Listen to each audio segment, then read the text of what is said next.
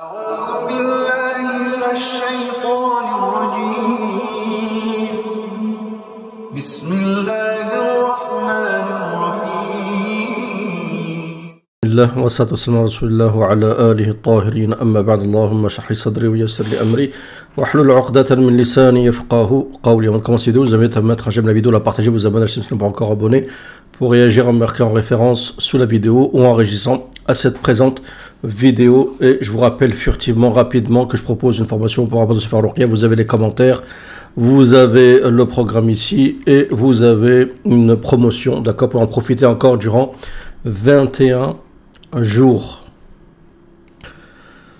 Comme vous le savez sur la chaîne, je vous ai déjà présenté, décrypté des vidéos du Cheikh Mohammed Al-Mubayyad, qui est un cheikh spécialisé dans l'eschatologie, mais aussi dans le domaine de la ruqya et aussi sur des sujets religieux purement théologiques, comme Usul al-Fiqh, un diplômé d'Al-Azhar et doctorant, donc qui sait de quoi il parle.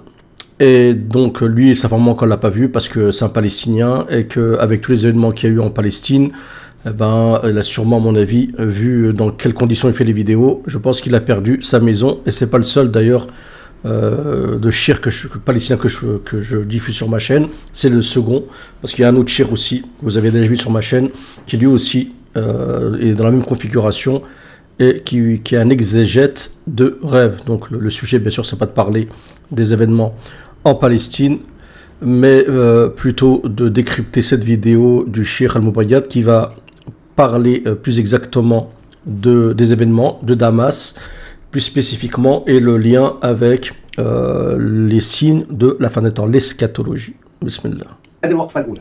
الوقفة الثانية وهي وقفة مهمة جدا.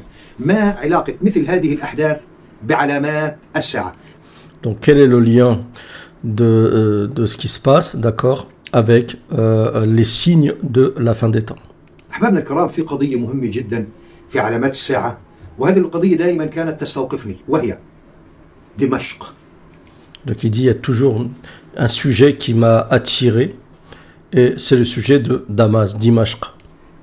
دمشق سيدنا النبي عليه الصلاة والسلام عندما تكلم عنها، وهي حتى كانت في يد الروم عندما تكلم عنها، عندما تكلم عن هذه البلد بالذات قال عنها خير المدائن. طبعا يقصد ايه؟ طبعا خير المدائن يومئذ او في آخر الزمان. Le prophète, lorsqu'il parlait de Damas dans des hadiths, le prophète parlait de Damas alors qu'elle était sous les mains des Byzantins à l'époque. Et le prophète a dit que la meilleure des villes à la fin des temps sera Damas. دمشق خير المدائن. حتى في رواية أذكرها عن جبير بن نفير عن أحد أصحاب رسول الله صلى الله عليه وسلم أن النبي عليه الصلاة والسلام يقول ستفتح عليكم الشام. وهذه نبوة. Le prophète avait annoncé dans un hadith que sera libéré pour vous le Shem, d'accord? Le Shem, c'est plusieurs pays, mais centralement, on va dire, la Syrie. من النبي بالفعل فتحت الشام. ستفتح عليكم الشام فإذا خيرتم بين مدائنها. إذا أنت بدك تتخير ما هي أفضل مدينة تسكن فيها، إذا خيرتم بين مدائنها فعليكم بدمشق. Et si vous deviez choisir entre les villes donc du Shem, choisissez, le prophète dit, Dimashq, d'accord? Damas. Si vous devez choisir une ville où vous installer, ainsi de suite. Je ne suis pas en train de faire des appels pour que vous allez vous installer à Damas, attention. Mais dans l'eschatologie, le prophète dit bien que si vous devez choisir une ville, vers la fin des temps, ce serait Damas. Ça ne veut pas dire que c'est dans le contexte actuel, d'accord? فعليكم بدمشق فإنها معقل المسلمين في الملاحم. Le prophète explique pourquoi, parce que c'est le lieu de refuge durant Al-Malahim. Donc Al-Malahim, on n'y est pas encore. Al-Malahim, c'est des grandes mêlées, dont la Malham al-Kubra, la grande mêlée, ce que certains appellent trompeusement Armageddon. وفسطاطها منها في أرض يقال لها الغوطة. Et donc il y a un endroit à Damas qui est Al-Ghouta, c'est en fait le Rif, la campagne de Damas, c'est pas loin, je crois, de l'aéroport de Damas. C'est un endroit très boisé qui s'appelle Al-Ghouta, et le prophète explique que l'endroit, le camp où résidera les gens de vérité à la fin des temps, ce sera al-Ghouta, parce que le prophète dit bien dans un autre hadith que les gens vont se diviser en deux phostates vers la fin des temps, deux camps, un camp foi sans hypocrisie et un camp, d'accord, hypocrisie sans foi. ونفس هذا الحديث انها معقل للمسلمين في الملاحم ورد ايضا عن ابي الدرداء بروايات متعدده. طيب خير المدائن في اخر الزمن دمشق. Il y a énormément de hadiths sur le Shem, on ne pourra pas tous les citer aujourd'hui. Le prophète a dit, j'ai vu Amoud al-Kitab, le pilier du livre, s'établir au Shem. Il y a énormément de hadiths. Il faut savoir que le Shem, c'est très important. Pourquoi? Parce que c'est Ard al-Minshar ou Ard al-Mihshar. Al-Mahshar, c'est la terre de la division, les gens se divisent, et c'est la terre du rassemblement vers la fin des temps. C'est là-bas que les gens seront rassemblés pour le jugement dernier. Le Shem, c'est là où a tout commencé. La majorité des prophètes, comme vous le savez, viennent du Shem. C'est pas pour rien, c'est une terre bénite. Allah Azza wa Jalla dit Subhanalladhi Asra bi'abdihi laylan min al-masjid al-haram ila al-masjid al-aqsa alladhi barakna hawlahu. Donc le prophète a fait, comme vous le savez, le voyage nocturne et s'est dépassé de la Mecque à la mosquée d'Al-Aqsa, dont nous avons béni les alentours. Le Shem, c'est une terre bénie, même si elle était malheureusement durant beaucoup d'années entre de mauvaises mains. فسطاط المسلمين بجانب دمشق اللي هي الغوطة، غوطة دمشق. يعني صفوة الأرض كلها ستكون في آخر الزمن.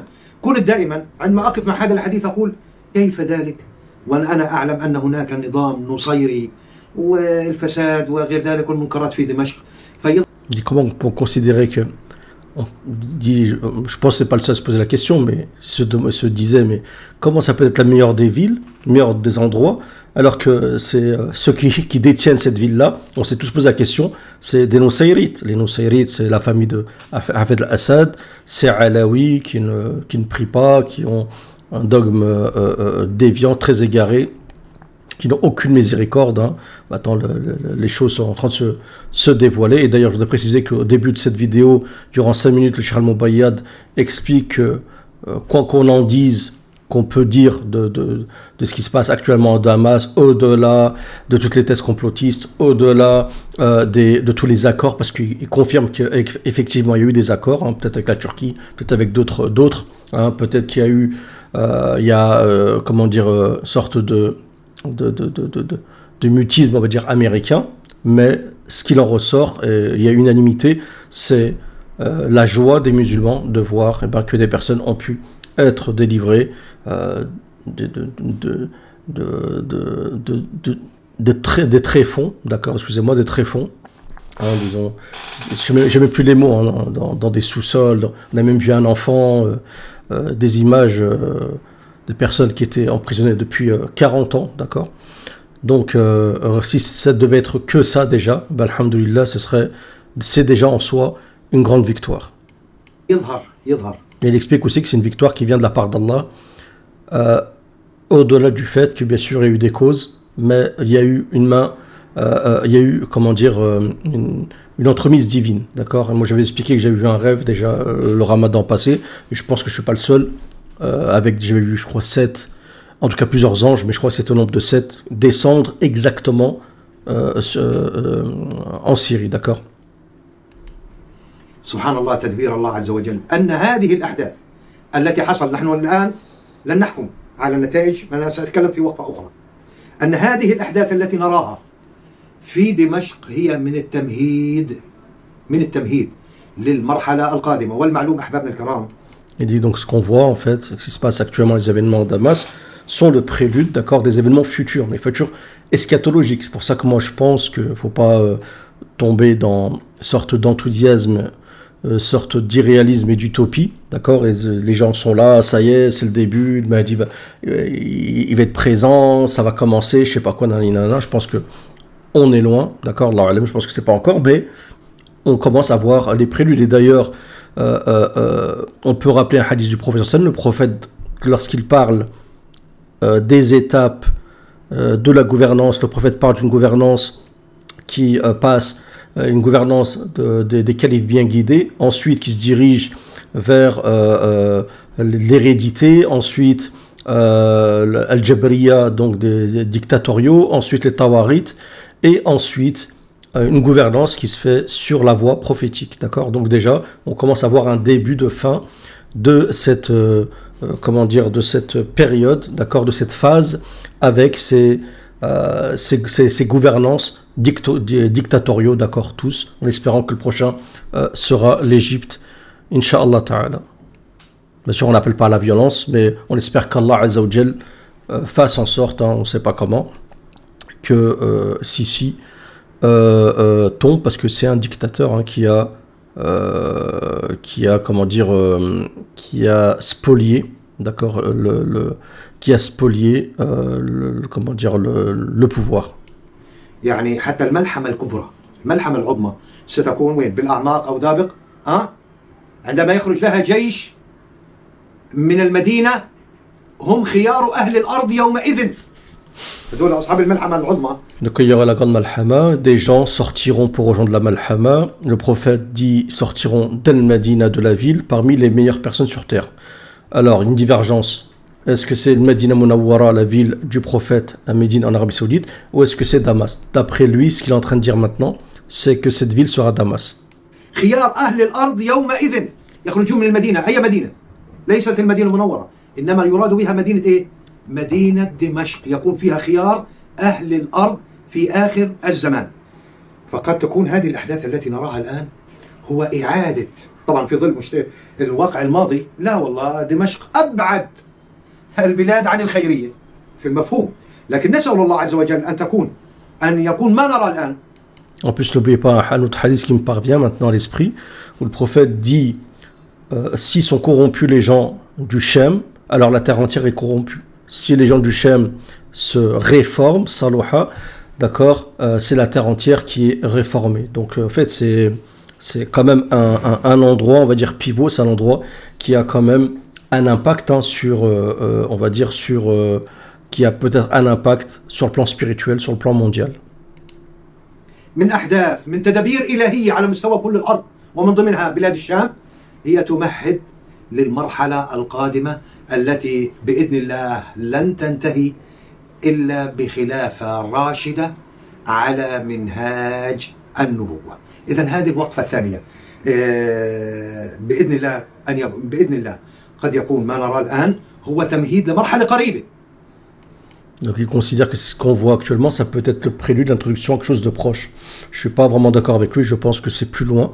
Beaucoup voient en fait les événements eschatologiques comme étant très proches, d'accord? Pourquoi? Parce que ils veulent interpréter les textes avec la réalité. C'est vrai que la réalité, quand on la voit, on a l'impression qu'on est en train de vivre, mais j'ai déjà expliqué que quand on regarde l'ensemble des hadiths liés à l'eschatologie, en fait, on en est loin. Il y a encore plein de hadiths des événements qui doivent se dérouler qui ne se sont pas encore déroulés. Après, je peux me tromper, bien sûr. Wallahu a'lam. لمرحلة قريبة وليست بعيدة، مرحلة بيننا وبينها أظن سنوات وليست قرون أو عقود كما يتصور البعض. Donc lui, c'est une question d'années et non pas de décennies. Donc ça veut dire que moins de 10 ans.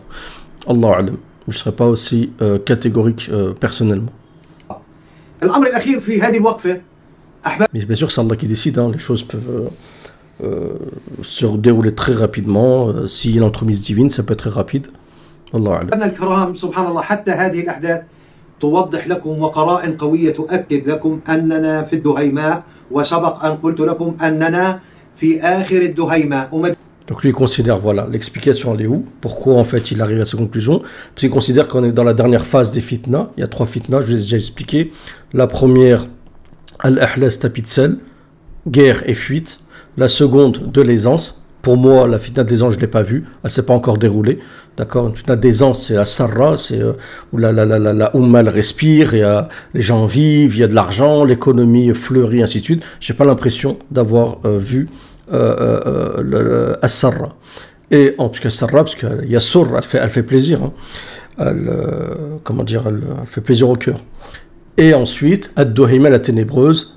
Et lui, il dit qu'on est durant la ténébreuse vers la dernière phase. C'est-à-dire qu'après la ténébreuse, il y a la sortie du Dajjal. Donc moi, personnellement, je ne suis pas d'accord, parce que moi, je pense qu'il manque la phase d'As-Sarra. Mais lui, pour lui, Je pense qu'il considère que Sarra est déjà passé parce que lui, comment dire, il considère que les 3 fitna, il les étend en fait sur le long de l'histoire. D'accord. مادام احنا في آخر الدهيماء، مادام أننا الآن في آخر الدهيماء، إذا نحن على أبواب المفاجآت العظمى التي تغير المعادلات في كل الأرض. Donc Fitna Duhayma, c'est celle qui va changer. Il dit tous les paramètres au niveau terrestre, sur toute la terre. في كل الأرض. لكن بدها صبر. Après, à midi, il faut patienter. Mais après, il ne faut pas oublier aussi dans quel état d'esprit il est. Et moi, je ne pense pas que ça a influé en réalité, parce que ses avis, ses opinions, c'est les mêmes qu'avant les événements palestiniens. Mais bon, il a quand même subi, je pense, et vu des choses fortes en émotion. بدها صبر وبدها تحمل. نسأل الله عز وجل أن يفرغ علينا صبرا ويثبت أقدامنا، فنحن سواء في فلسطين في غزة نمر بظروف صعبة جدا. C'est ce qu'il est en train de dire actuellement. Il dit, nous à Gaza, on est dans des conditions très difficiles. صعبة يشيب لها الولدان. À rendre un enfant, à blanchir les cheveux d'un enfant. لما رأينا من أحداث. نسأل الله العفو والعافية، ونسأل الله عز وجل أن يتمم الخير على أهلنا في سوريا وفي بلاد الشام. الوقفة الثالثة وهي. Donc on va s'arrêter ici.